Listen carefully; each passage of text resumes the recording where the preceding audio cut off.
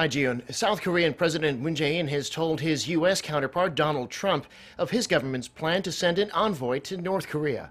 Seoul's top office says the two leaders also agreed to keep making efforts for the denuclearization of the Korean Peninsula by maintaining the momentum of inter-Korean dialogue. Our chief Blue House correspondent Moon Connyoung reports. South Korea will send a special envoy to North Korea to follow up on a visit by the sister of North Korean leader Kim Jong-un to the South last month.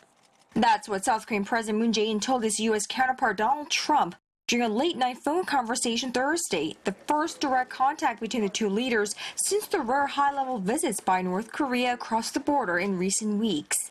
The presidential office suggested the decision was part of an effort to continue diplomatic momentum after a series of exchanges between the two Koreas around the Winter Olympics in Pyeongchang, South Korea, which wrapped up on Sunday.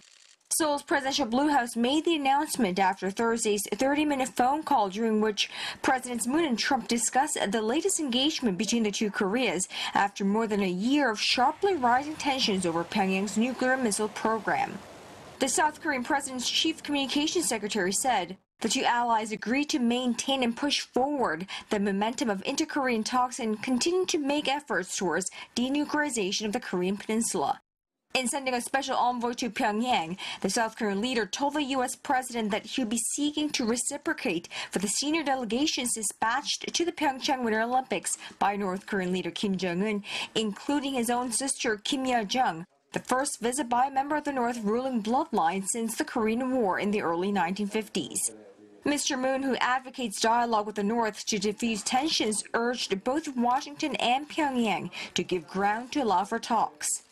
Senior officials from Pyongyang visiting South Korea for the Olympics responded by saying the North was very willing to hold talks with the U.S., while the White House ruled out any possibility of talks before North Korea takes steps towards denuclearization.